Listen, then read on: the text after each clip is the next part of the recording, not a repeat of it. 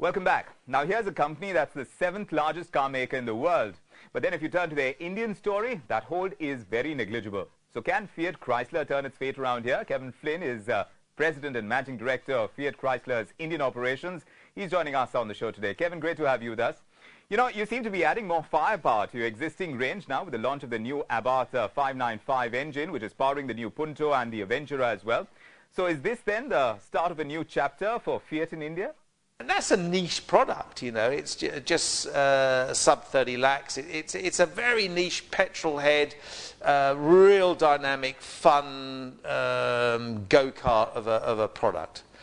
But the flip side of that's the brand halo and the vibe and the credibility. But the flip side of that is what we've now got is India's first hot hatch, 145 horsepower Punto Abarth, actually going down the production line as we speak, will be available in the festival season.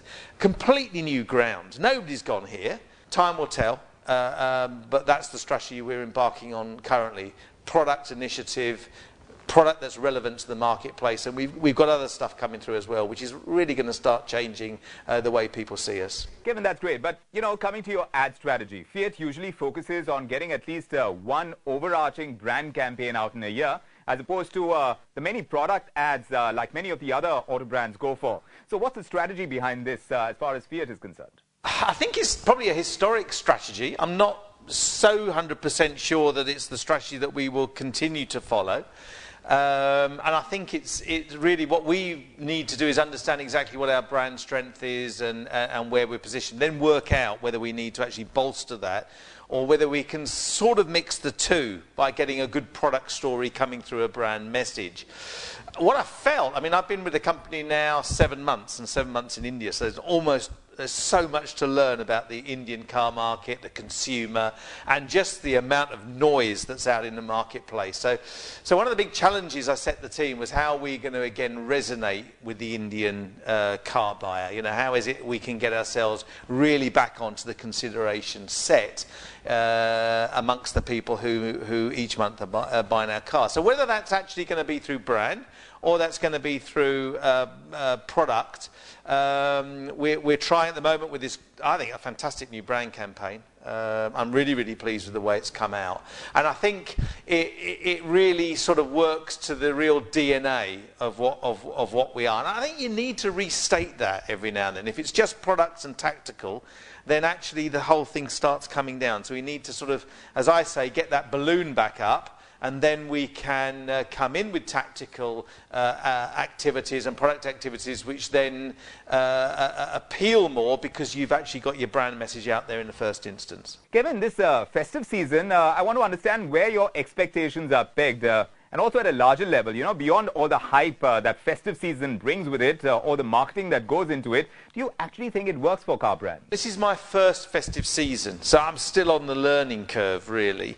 I'm sort of quite intrigued to see what happens in this period. You know, I'm used to markets having peak periods. Right back from the start in the UK, but you know exactly how this one's going to work is going to be interesting. I mean, you can see the activity, you can see it building. You know, the level of consumer offers, the movement of vehicles around the country to make sure stock's in the right place, and this kind of thing. So yeah, I mean, clearly we've got to be part of that noise. We've got to be part of that activity, and we've got to have our own proposition within there. I think there's some industry concern that the level of sales in this festive period may not be as high as it's previously, so perhaps there's a bit of levelling out. So it's going to be very, very interesting. So in this kind of scenario, what's your media mix looking like right now? What are you focusing on?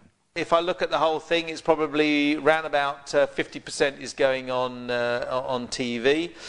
We probably got then a mix, a reasonable mix between outdoor and press, and then on top of that, we've got a whole different strategy going on in the social media and in digital as well. Now, again, one of my biggest challenges to the agency and the way people think here who are working with us is the fact that, you know, you raise a topic and if you're not careful you get the TV ad, you get the press ad, you get this sort of standard response. which I really want to challenge.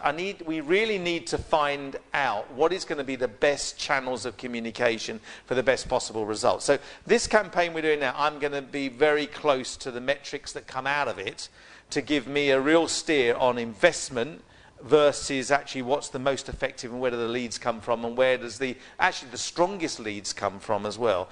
So there's an element of us being fairly traditional on this campaign, but I think the outcome is going to shape what we do moving forward. Well, you really seem to be trying to shake things up over here, Kevin. Tell me what's the plan that you have? How is Fiat Chrysler really going to turn things around, turn around the fortunes of Fiat now that you're at the helm of affairs? Clearly, Fiat isn't where it wants to be. That's obvious, and what I've found in the research that I've done in arriving here, and don't think I'm completely new to India, I'm completely new to this segment, and I'm new to the company as well, so it really is a multitude of learnings. But what's clear to me is that the love affair that once existed between people and families and Fiat has waned. And you talk to anybody and they've all got, yeah, you know, I learned to drive in one, or my dad had one, or whatever. And it's wonderful, you know. And there are actually a massive group of fans, real enthusiasts for the brand. And then there's this gulf in between. And the challenge that I've given is how do we again resonate with the Indian buyer? Because what we've got is a fantastic set of attributes. I mean, what our product offers is quite unique. You know, it's got great build quality. I mean, the quality is getting better and better at our plant in Ranjangaon.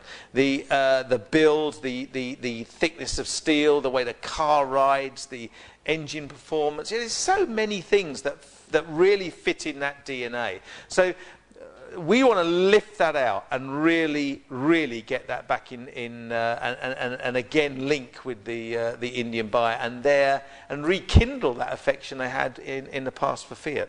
But tell me why this is the case. You're one of the biggest car makers in the world, but here in India you have less than 1% market share. So what's really holding you back?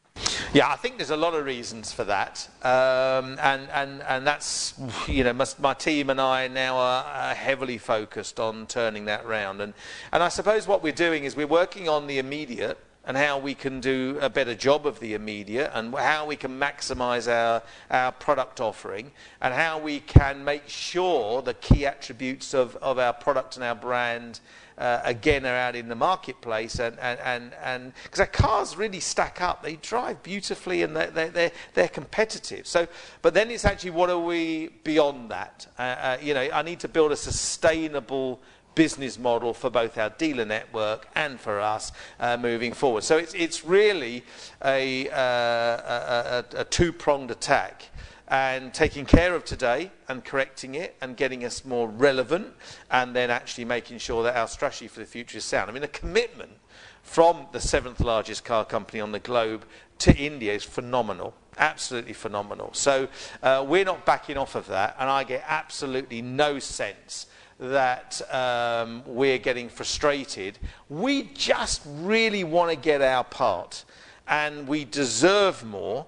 And we need to get that space in people's minds again for the Fiat brand. So we'll be back, and we'll be back with a vengeance, and we'll really build on also the loyalty of our current clientele. So how much will advertising contribute to the big comeback that you're trying to make here in India? Probably you'll have to ask that question again after this campaign's finished, because this one is going to tell me so much about what really works and what doesn't. I believe wholeheartedly in the message. Fiat crafted for car lovers. It really plays to what our current loyal ownership believe. I mean, the response on Facebook to this campaign is really positive. We've seen, you know, really good traction now in our lead generation and our inquiries. Now the TV has gone into play. Ideally, the TV would have been earlier and then fed into the press. So I think there's a lot of lessons and a lot of things that we'll take from this. But the analysis will be done after. We'll understand what it's done for us, and then we will fine-tune moving forward. So you can ask me that question again probably in about a month and a half's time. Kevin, would you maybe look at roping in a celebrity like many of the other brands do, just to give this brand strategy a bit of a boost? I think we've got to get our basics right first. I think you've got to be careful that it's not borrowed values. And it would be fundamentally wrong to suddenly try and grab a known face, a known character, to actually compensate for not getting your own brand, personality and character stated.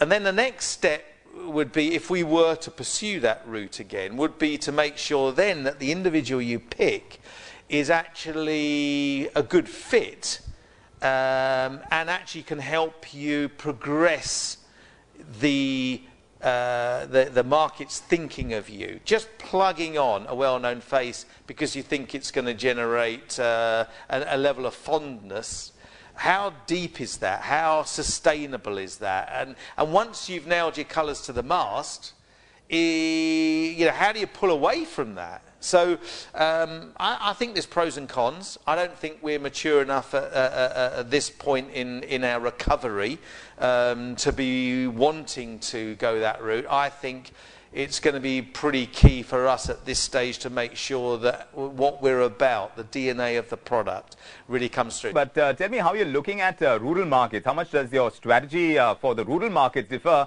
from how you cater to the urban ones? On the Fiat side, I mean, actually, we do really well in the rural markets. The areas that I want to focus on now is indeed the metro and a few of the urbans we could do better. So that's where we need to put it, because that's where the greater opportunity is as well. So I think we do a good job in the rural markets. Metro's my focus.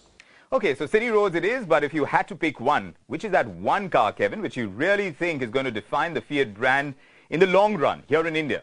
I think it's going to be a moving feast. I mean, without any shadow of a doubt, Punto is a cracking car because, I mean, number one, it encapsulates really the Italian styling.